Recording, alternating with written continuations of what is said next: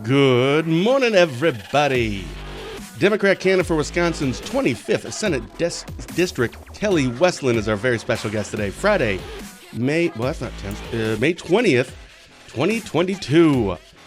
Special thank you to our guests so far this month, including 7th Congressional District Representative Congressman Tom Tiffany, candidates for Wisconsin Governor Rebecca Kleefisch and Kevin Nicholson, Polk County Sheriff Brent Walk, Barron County Sheriff Chris Fitzgerald, the Executive Director at Lakeland Family Resource Center, Renee Luell, and Kirk Anderson joined me for a chat with Kim Backstrom a couple days ago, who was joining us live from Poland, which was crazy. And yesterday I was joined by Democrat candidate for U.S. Senate Bewley. You can watch a recording of those and all of our previous shows on our website at DrydenWire.com, right here on our Facebook page, or just go to our YouTube channel, youtube.com/DrydenWire. But today we're chatting with Democrat candidate for Wisconsin's 25th Senate District, Kelly Westlund. Kelly, good morning. Good morning. Thanks for having me. Oh, yeah. You sent out a release press release announcing that you were running. I think that was in April, right? It was last month. Yeah. So yeah, there's a lot to get to there. But first, first time that you're on.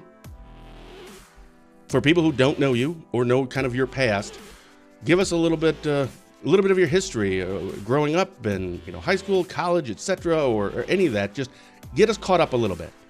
Sure. Well, I guess I'll start at the beginning then.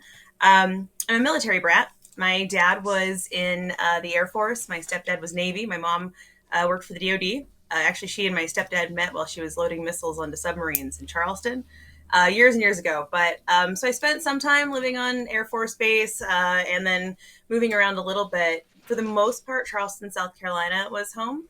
But I also, did middle school in Texas and high school in Utah before I came to Ashland, Wisconsin, where I live now. And that's been about 20 years ago when I came up here to go to school at Northland College.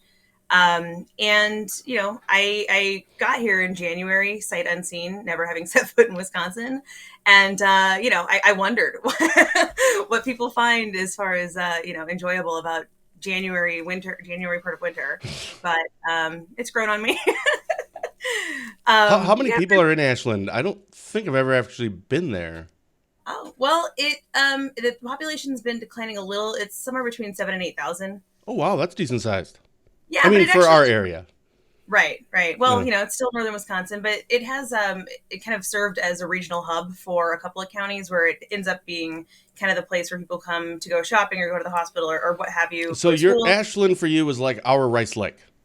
Yeah. It's just like in Washburn County, we go to Menards or Walmart. I mean, we always shop local first, of course, but Rice Lake's just kind of that hub, and they have, I think, around 10,000 people. So Ashland's like a little further northern version of Rice Lake. Got it. Okay.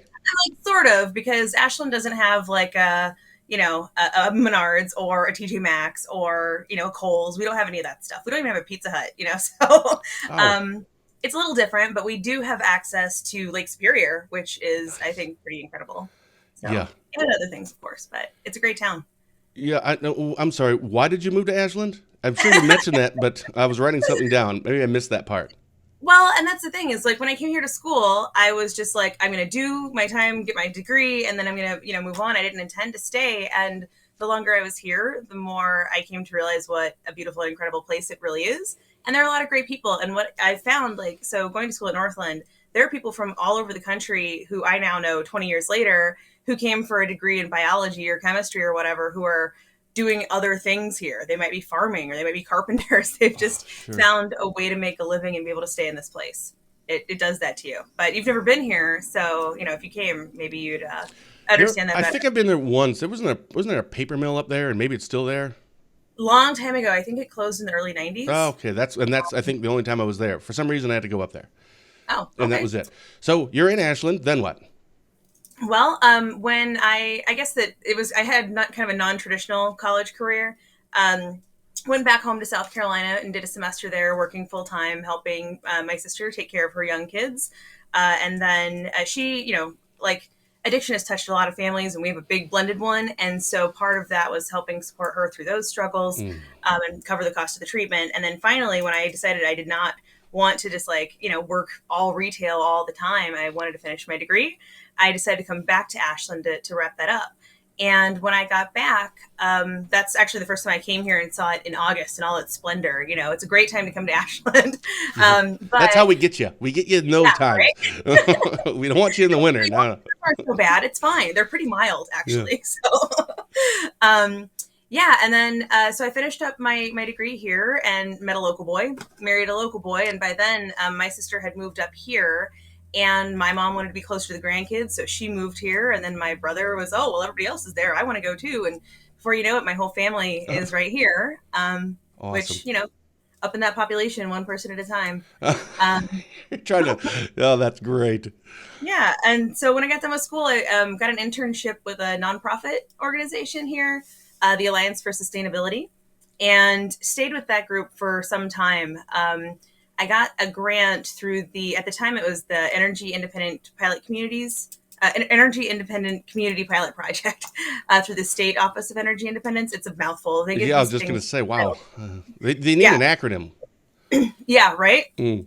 Um, well, it was when there was a lot of funding coming for like renewable energy stuff. And so my work was with local municipalities, cities, towns, the counties, the tribes, Bed River and Red Cliff, as well as the Regional Transit Commission, Mhm. where we, did the measurements to see how much power and how much fuel they were using in their facilities and fleets. And then once we did that work, it was a lot of number crunching, right? I mean, And you enjoyed glamorous. this. Well, it was fascinating to see, the numbers, because you could then point at like that's the problem building, that's the gas guzzler, that's you could see where the issues were and where you needed to kind of address those things first. And part of the goal of the program was to reduce overall energy use and then start ramping up the use of renewable stuff. Got it. So it opened a lot of doors, and some of these communities have really carried that work forward with solar panels on the local jail or compressed natural gas vehicles in their fleet. And one of the things that I'm really proud of that work did was when I went through, I literally had to count streetlights, right? Because the energy company charges per streetlight. It's a flat fee per month instead of actual usage. And there's been so many changes to that stuff over the years if they've, redone a street or done, another infrastructure project, that the number of lights that we were being charged for didn't match the actual number of lights. So we found a savings of $70,000 that saved a position at the city of Ashland at the Oh my time. goodness. This stuff matters. Paying attention is worth something. Yeah, no kidding. If you were in Washburn County, it'd be easy. There's only two. We have literally two stoplights, and they're only like 2 blocks from each other. Oh, Mayfield County still doesn't have a stoplight. They have no What? traffic at all in the whole county. Yeah. They put some up on occasion when they have like a construction project and they just, Sure. need a blinking red light, but that's it. There's no actual like, stop and go light. That's But I'm awesome. talking like, the regular street lights, the lampposts. Oh, okay, got it. 'Cause I'm like, what? Doesn't really make sense. I mean, okay, got How it. does Street lights. I was thinking stop lights. Sure. Got it. So, where are we right now? Ballpark Oh, the year right now. let's see. I did that project in like 2008, 2009. Okay. And it was about that time that I ran for city council in Ashland. And my counselor left early, so I was appointed to finish his term, and then I ran for reelection and served. And about the same time, I started doing, other work with local food producers. So it was, shortly after, 2008, 2009, when there was this economic collapse and working for a nonprofit, it was really hard to do the fundraising and justify full-time staff. So I instead kind of took on the consultant version of that, if that makes any sense, and picking up contracts. And I started working with what at the time was a kind of a project through the UW Extension is how it started. Our ag agent up here is just phenomenal. Yeah, they are. Yeah, and he was working to sort of help build this stronger local food system so that farmers could make like a reliable, sustainable, family supporting wage and be able to continue doing the work that they were doing. And it wasn't just farmers; it was all kinds of producers. And so he formed this organization. He does a lot of the work and he gets a lot of the credit, but not all of it. So, but these folks came together. And now it's over 24 farms, or producers, and it includes pastured cattle and beef and poultry folks, but it's also vegetables and fruits up in Bayfield, the fisheries, even a winery. Now there's a coffee roaster and cheesemakers, even a florist. It's really cool. You can get your CSA box, your community supported agriculture box, And so basically you pay, like maybe they're all set up differently, but you might pay a weekly or a monthly fee, and then you can kind of select which things you want to just, How go home cool with a is box, that? right? But it also helps to give them some sort of certainty in terms of like who's going to buy their stuff, how much money are they going to have coming Oh, in. nice. So then you're invested in the harvest just as much as they are, Sure. So we helped set up the CSA, and I used to organize these farm to table dinners that were really popular. We did them for several years, and it's cool. We would like go to somebody's farm and in a barn or a greenhouse, set up, a big entirely local meal with drinks included from South Shore Brewery and White Winter Winery, for 150 folks at a time. So that was it was pretty, I'm really glad to have had that experience. Well, as long as if you incorporate alcohol, people show up. It's like a wedding, right? Is there an open bar? And if there is, then wow, there's a ton of people at this wedding or this reception. But if there isn't, there's like 12. That's northern Wisconsin. It's just the way that it was is. one of those like pairing multi-course things. We also got to highlight local like chef talent, which was, the food scene here is just crazy. It's really incredible. Really? Yeah. All right, fine. You convinced me. I may have to go up there. Since it's not winter. Yeah. Well, harvest season, it's fall, but you can still, get places without worrying too much about the snow. Okay. So we're in around 2010 still, right? Or during this time, you're on the city council in Ashland. And I don't want to get too far ahead, but are you still on city council? Yep. Okay, so you've been there for a dozen years. No. Sorry. It 2010, right? Yep. Are we in 2022? Are you doing that? Okay, so I know COVID has like really messed up our sense of time, but no, I came here for school initially in like 2001. Sure. Yeah. And then by the time I was graduated and working on this stuff, it was about 2010, 2011, I think was the first harvest dinner. Oh, okay. And then, so I was on council for about 2.5 years. And then after that last one, I resigned. Okay, I must have missed that part. I apologize. Oh, no, you're good. So it was 2013 when I left council because I decided to seek election to the 7th Congressional District. Oh, you did? Yeah, I ran against Sean Duffy back in 2014. Oh my goodness. Was that in your press release? I'm not see sure. that. I may have mentioned being a candidate then, but I mean, the Google machine knows. The Google machine. That must have been quite an experience. Yeah, I learned a lot. That's for sure.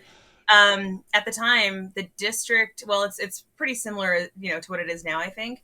But it's all a part of 26 counties. So it was a lot of ground to cover, a lot of people to meet, and it's such a big area. It's like a third of the state, Yeah. It's just a different world from one end to the other. Like it is. Tom, when he was on, was the first one that told me, Tom Tiffany, the current, had said that it is geographically, it's the largest congressional district east of the Mississippi. So in the entire state. East, right? East of the Mississippi? Are we east? Yeah, we are. It's the largest congressional district east of the Mississippi in the United States, geographically. That may be accurate. I wouldn't doubt it, actually. All the ones I was thinking of were west of the Mississippi. So, yeah.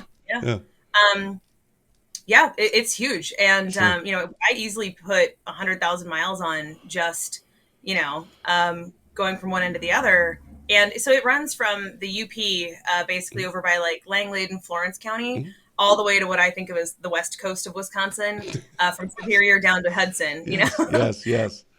So, and then it's kind of got like this like downward, like diamond thing where it goes down in the middle to like Juneau, and Wood County. So it's a chunk of the map for sure. Yeah. And the interests, like one end is a lot of timber stuff, and up north it's a lot of port stuff, and then there's a lot of agriculture. There's a lot of manufacturing in tiny towns where you wouldn't expect to find it across. It's a really, there's a lot of interesting stuff happening in unexpected places. So when you finish with that race, and Sean obviously won, because right. Otherwise, I think it would have hurt you a lot more before this. What was that like when you finished? Were you, I'm sure, disappointed? Anyone that runs, you don't run expecting to lose. Sure. But what was your kind of takeaway? Was it something like, yep, I need to kind of lick my wounds for a bit, but I'm going to get back in this? Or, nope, I'm now more motivated than ever? What was your takeaways after that? What were you feeling on the day after the election? Oh, the day after? I mean, at that point, I was just tired. I just wanted to sleep. Okay, how about 2 months after the election? How about that? Sure. And now, remember, this has been 8 years ago, so I might Sure. have to dig a little bit. But Yeah. I knew that it was going to be a hard race. I knew that it was an uphill fight. Ever since Dave Obey left and they changed the maps, it's been about a 60-40 district, Yeah. regardless of the candidate. Yep. And so, I'd looked at maybe running for something a little closer to home, but my other representatives, there were great candidates in the running, and I figured, I've got time, and I didn't want to see Congressman Duffy go unopposed. So I jumped in and I learned a lot about how, that kind of politics works. I, definitely saw some things that made me pretty frustrated. Like I could talk to you all day about campaign finance reform. And most people, when you do that, their eyes just glaze over. It's like the most boring thing in the world, but it's the thing that is foundational to everything else in our political system. So Yeah, Cooley talked about it yesterday.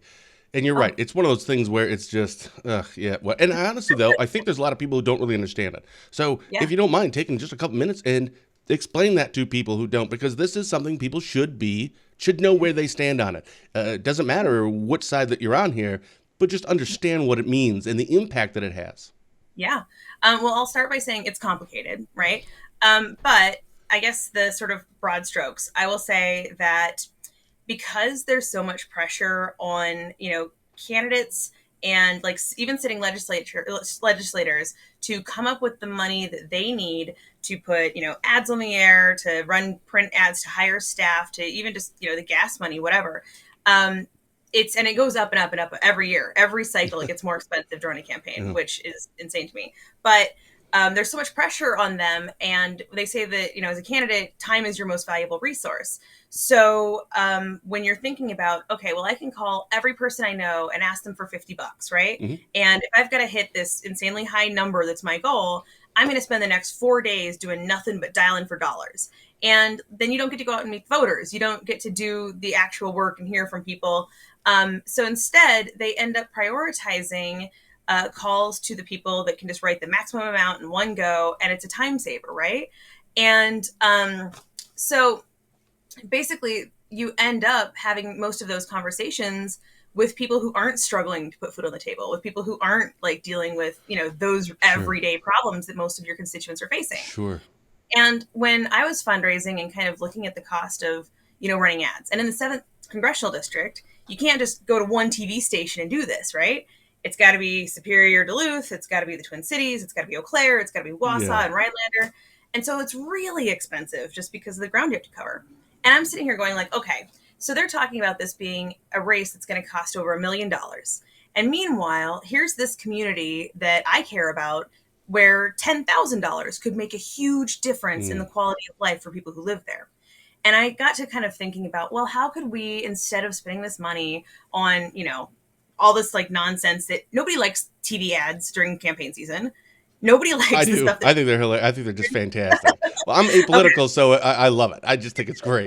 Oh, it's so fantastic. Well, I don't like all the negative. Like it's just, I don't know. It leaves a bad taste in my mouth, I guess. So that, and then like the mailers, they spend a lot of money on those big glossy mailers that show up, and then people look at them for like 10 seconds on the way to the recycling. That's a waste of money, in my opinion. But whatever. I'm sure they keep doing it because it must make a difference. I guess. I don't think I've ever actually thought, boy, I really like that one person. Wait, hold on a second. No, I don't. Because of that. I got this piece of mail and now I've changed my mind. Done. Right. And so I'm like, how do we instead do this fundraising work and use this campaign money to do good in communities? And when I started talking to all the compliance people about it, doing it that way would be a campaign finance violation. So it's illegal to use that money to actually do because they see it as bribing the members of the community to support your campaign because you're giving something of value in exchange for their support.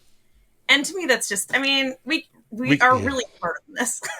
Yep. So obviously, because you're in a primary right now, and I want to keep continuing on your story and how we got to there is a primary election, but you don't have a primary opponent.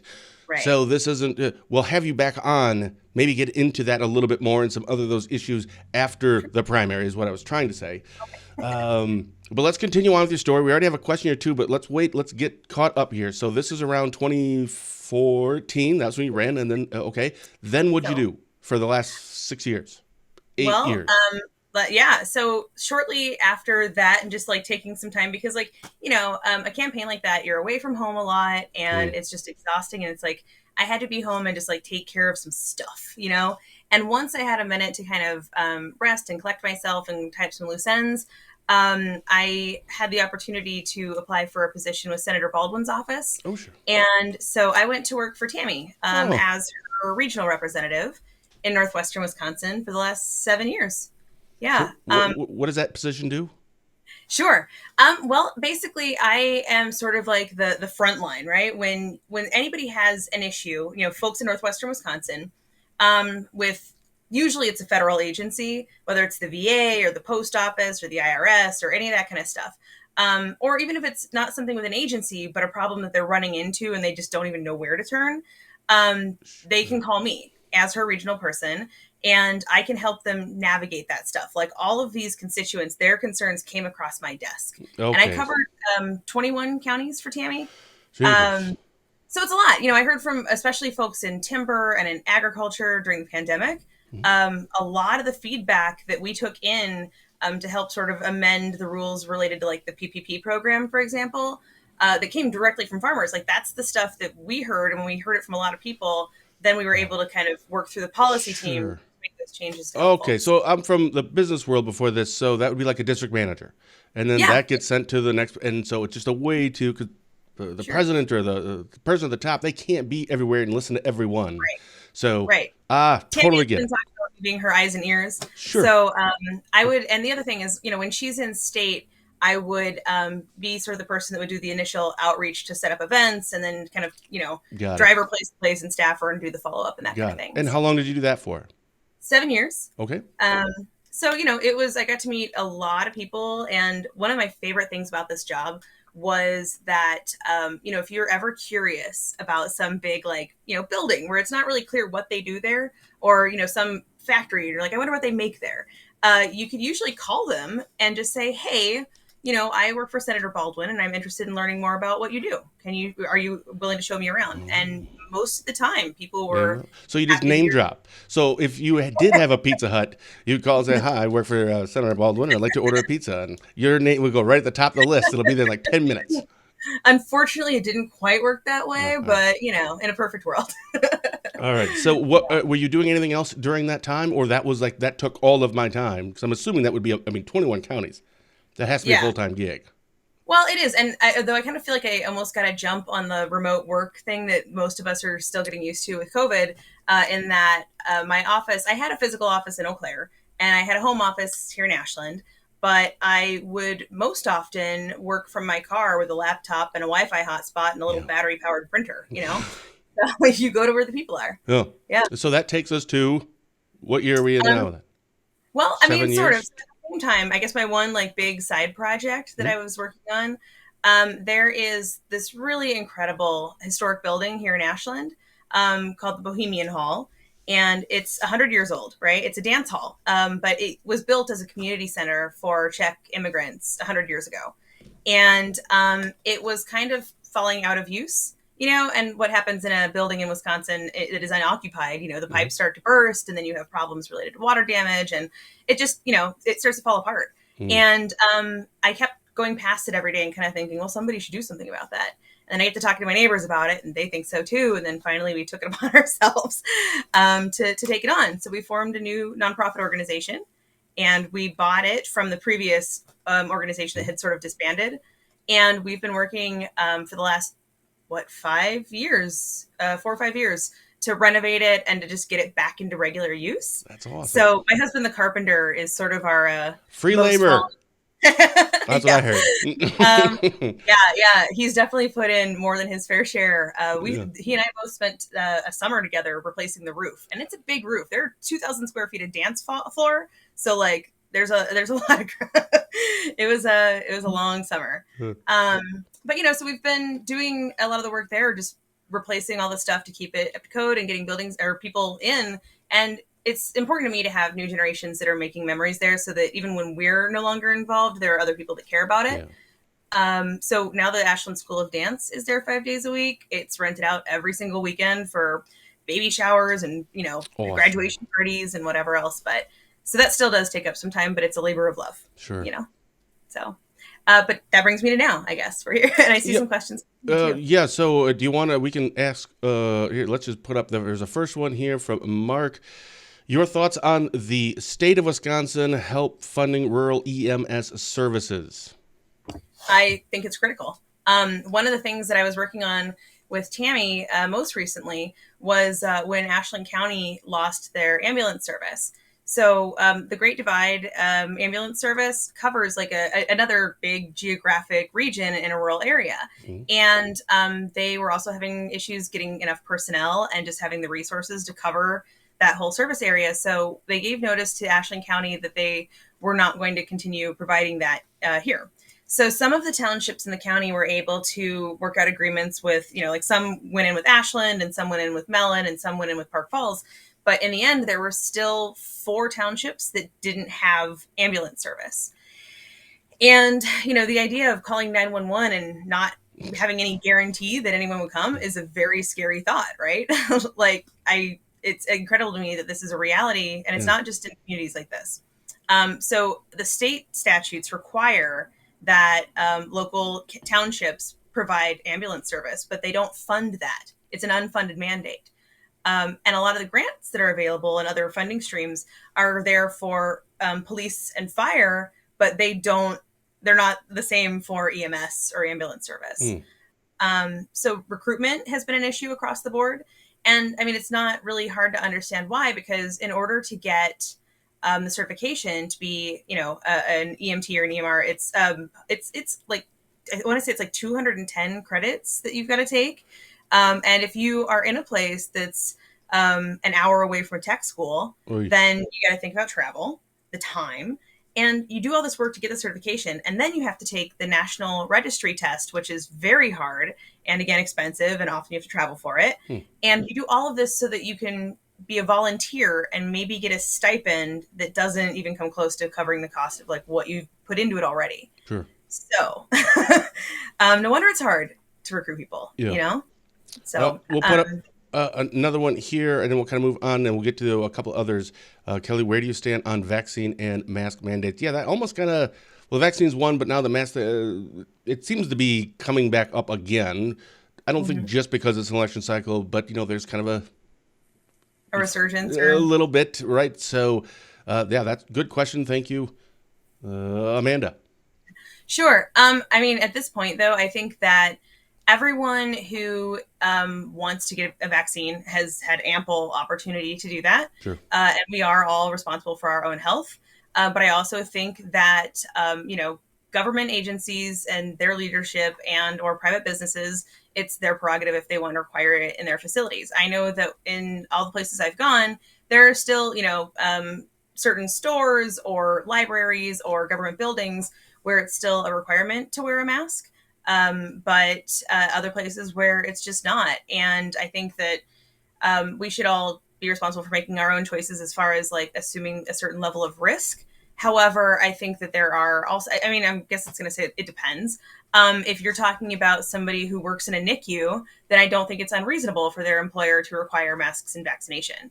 You know what I mean? If you're around like small children who are struggling with their own health. But if we're talking about, I guess going into other public spaces, generally speaking, we've been in this for 2 years now. I think that we all know what the safety precautions are and have taken whatever measures we can to protect our own health.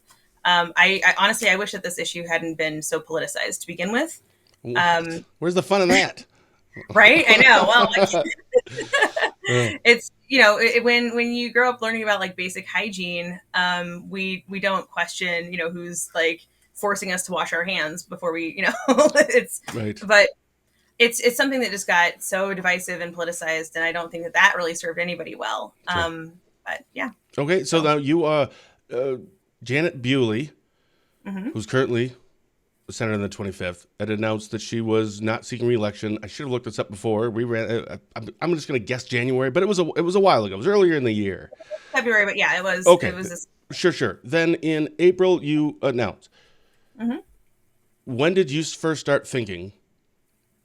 Because obviously you had seen that as well. You were aware of that. You probably, actually, with your position, you probably knew about it before everybody else did. Was that the moment you started thinking about it? Or what was the time you said, you know what, I think I might run for Janet's seat in the 25th? Well, I mean, I guess I hadn't really been focused on necessarily the 25th. I also live in the 74th, which has an open seat this time. Oh, But right. it, Beth Myers? Is that the right one? yeah, Yeah. Beth Myers.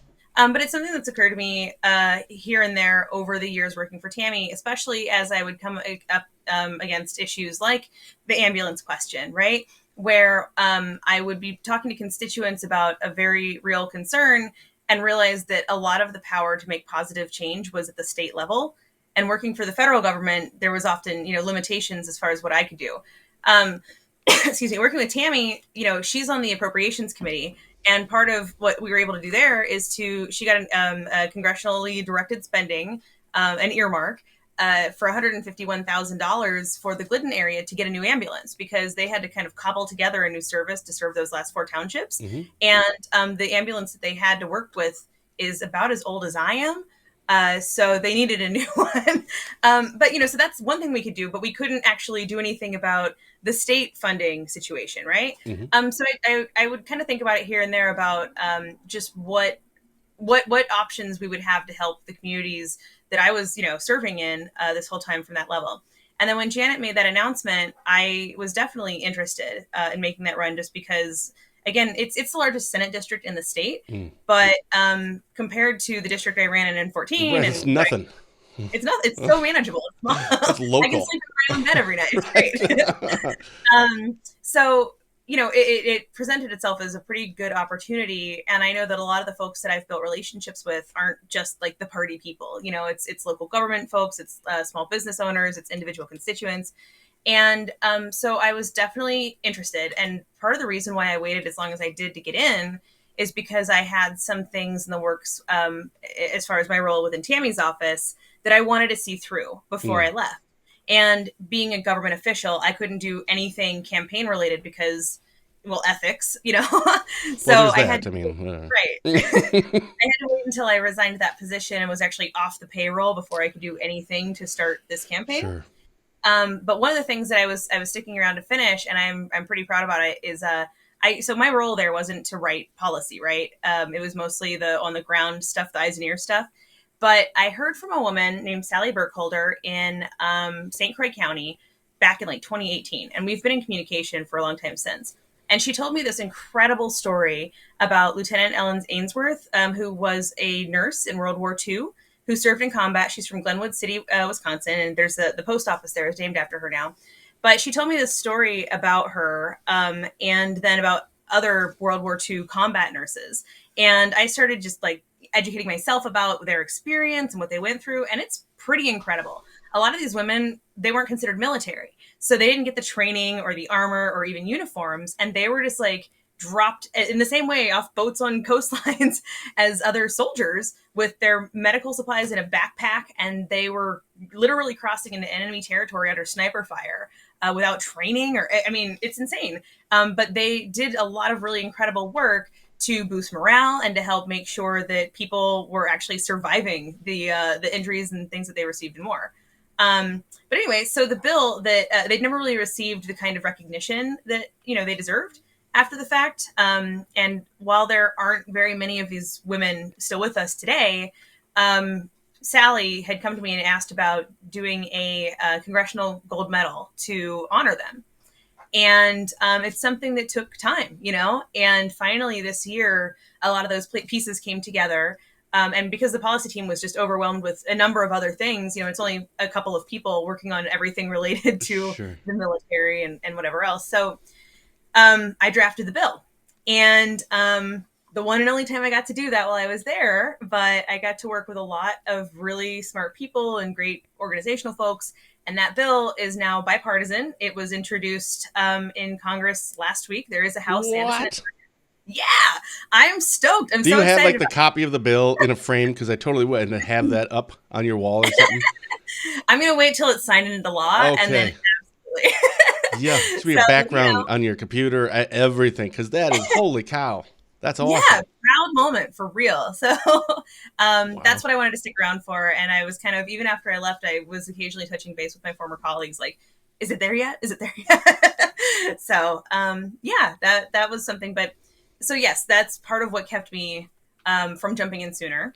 But then I also kind of looked at the the timeline and realized that we're going to have to make announcements and gather signatures and do all this kind of stuff to be able to be on the ballot in time. Yeah, So and let's face it, and I don't know how much of a role this played in it, but I think everybody, both sides, there was a lot of, so what's going on with the maps? yeah, I mean, yeah, that's not the deciding factor per se, but I kind of would like to see what I'm covering and how that works. So there was let's a get lot. to another question here. We'll do this one from a Bill, and that is, oh, that's small. What is your plan to deal with the election fraud that happened in 2020? Okay, okay. How will you work to prevent election fraud in the future?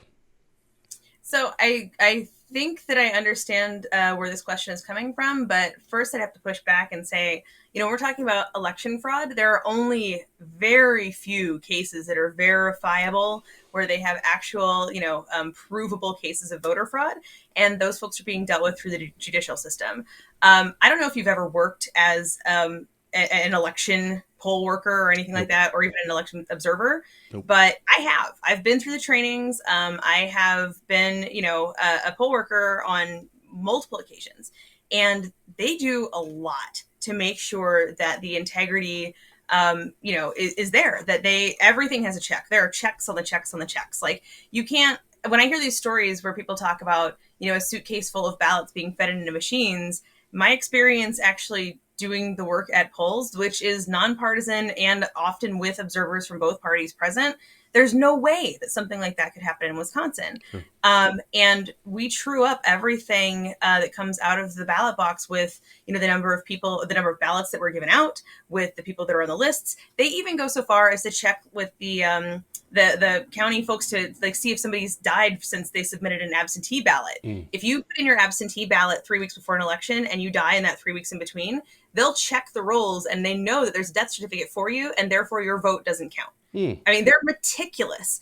And so I guess that personally, I think the democracy works better when there are more people involved. I think that there is a need for oversight. I think we have a lot of it right now. Are there ways to improve the system? Absolutely.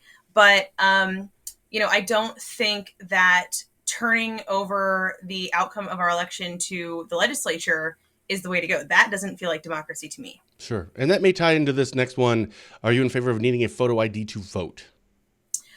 So photo ID, I'm not opposed to. I think though that we should expand the kinds, because things like, for example, tribal issue ID, that's a government issue ID. Mm-hmm. That should be usable for voting. Mm-hmm. And then I think about an example when my sister moved up here, right?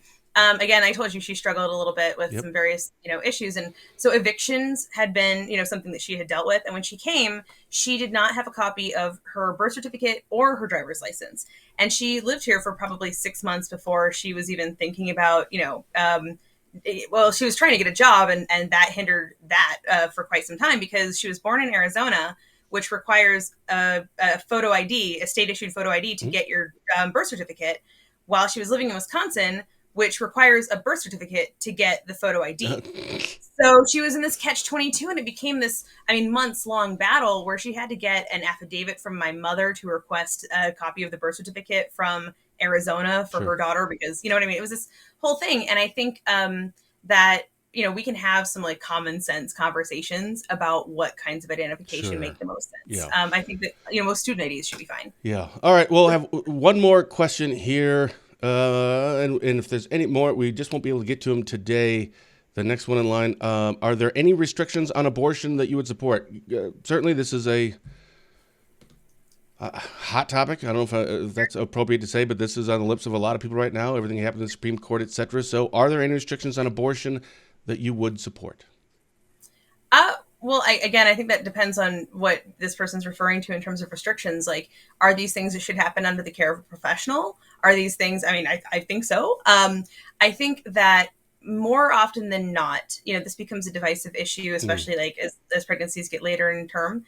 But I know that when people make the choice to have an abortion, it's never an easy choice, right? People aren't just doing this instead of birth control all the time. It's not that kind of a thing. Mm. But I think that the decision, regardless, should be up to the individual, to whoever they need to consult, their medical professional, their spiritual advisor, their family, those folks. That's where that decision should be made, not by the legislature that doesn't have any, real understanding of what situation a given individual is in. And I know that there have been discussions about whether the limitations should, include exceptions for things like rape or incest. Sure. And these are impossibly difficult situations for people to be in. Yeah. And having a government official tell you that you have to carry that pregnancy to term, I think I mean, I can't believe that that's a discussion we're having in this day and age. Well, speaking of spiritual, advisor, I think is what you referred to. Yep. So that's literally when anyone asks my opinion about anything, it's always, okay, we're going to have a different conversation because my spiritual advisor is God.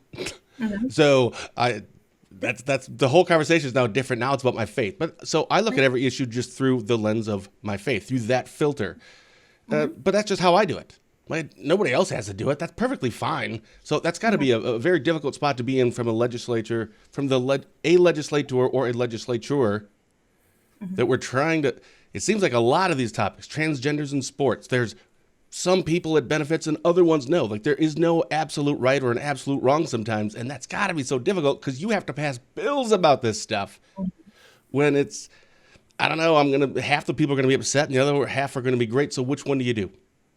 Like, well, you're never going to make everybody happy, but I can tell you, so growing up, like I said, mostly in South Carolina, my mom grew up for the most part going to a Methodist church. My dad grew up going to more Protestant. And then when we got there, neither of them were regular churchgoers. And at the time I was, 7 or 8 and taking the bus to go to church by myself.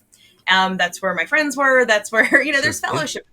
There's value to that. There's something that makes you, if your faith drives you to be a better person, to have more compassion for your fellow humans, then I think that is a wonderful and beautiful thing. If you are somebody who is using your faith to, demonstrate that you're better than somebody else or to tell somebody else how they should be living their lives, that's a problem for me. Because if you're talking about, Christ-like behavior, I'm pretty sure we're not supposed to judge one another. I'm pretty sure that we're supposed to support and care for the least among us, right? The sick and the needy and the poor. And I know that that's a very, simplified version of it. But at the same time, you can take all of those things into account. But then you look at the legislature and we're supposed to have, a separation of church and state. So we can't, as legislators, prioritize necessarily the Christian faith over other kinds of faith. But I also think that, generally speaking, you can look at any kind of religion and the basic tenets are generally, be kind to one another. That's a good place to start. Loving one another. So I don't know. And that's the advantage that I have as a citizen and not as somebody running for office. Because, if I ran and I went in, nope, I would absolutely, I don't care about separated church and state. We're doing it this way because that's why, Well, one out of 1,000 reasons I should never run for something. But at the same time, I also believe in a representative government, right? And if you are somebody who runs with your faith like held out front as a defining feature about you, then and you're elected, then that tells me that the people who voted you into office trust you to make good decisions within that framework. And so, I mean, I never thought about that. Well, yeah, I think that we should represent our constituents. And so there are definitely times where, if I feel a certain way about an issue and 90% of the people that voted for me, or well, not the people that voted for me, but 90% of the people in my district, the people I represent, feel differently, then I have an obligation to, understand that perspective and do what I can to make sure that I'm serving them well. So we're already up against our time. So wow. I can't wait for you. I know it just flies by. So obviously we're going to have you back on after the primary because we have a whole bunch of guests that are primary races. So we'll have you back on. We can get into a lot more of this stuff. But is there anything else that you did want to make sure that we talked about that we didn't get a chance to talk to about? And also how the signature's going. Those are going to be turned in here soon. Yeah, signatures are growing great. The response has been really positive across the whole district. We've got them from every corner already. And a couple of issues that I just wanted to touch on. Yep.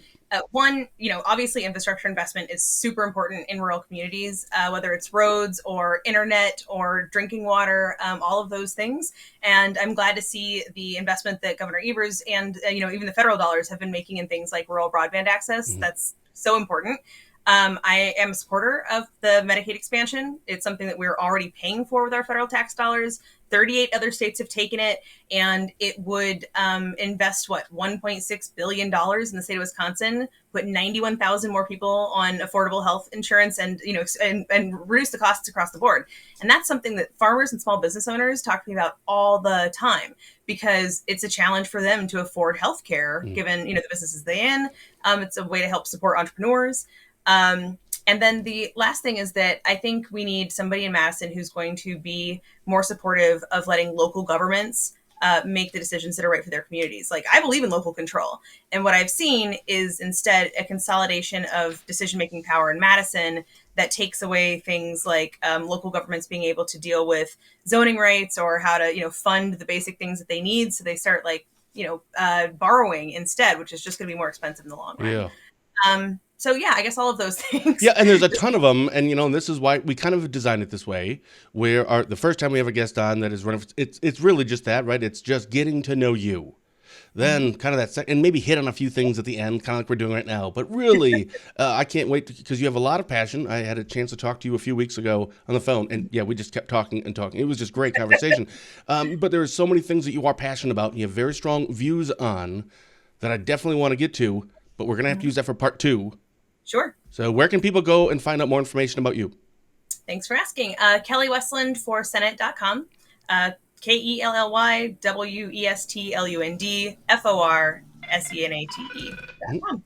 And what's coming up for you this weekend or coming up next? Do you have any not town hall, but meet and greets in the area? Sure. So we actually are doing so I'm also a Memorial Day weekend baby. And so we'll do sort of a birthday cookout up here in Ashland that's partly just thanks to the folks that have been volunteering to help do all the work that we've done so far and to hopefully meet some new people in that neighborhood. So that's going to be Saturday, May 28th from 3 to 6 at Prentice Park in Ashland. Prentice Park. Prentice or Prentice? Prentice. It's PRENTICE. So, and it's off the lake, but it's got, playground and pavilions. It's a pretty nice place. Lots of trails. Kelly, it was a pleasure. Yeah, it's been fun. Thanks very much. Thank you. We'll talk to you soon on that. Yeah. Special thank you to our guest today, Democrat candidate for Wisconsin's 25th Senate District, Kelly Westlund. For DrydenWire.com, I'm Ben Dryden. I'll see you right back here next week on Tuesday for Barron County Sheriff Chris Fitzgerald and my latest episode of Positive Tuesday with Ben and Fitzy Show. Later in the week, we'll be chatting with Democrat candidate for U.S. Senate Stephen Oikara, if I'm saying that right. And we'll wrap up the week on Friday when we'll be joined by Sawyer County Judge the Honorable John Yackel. So until then, thank you for watching. Have a wonderful weekend and have a blessed day.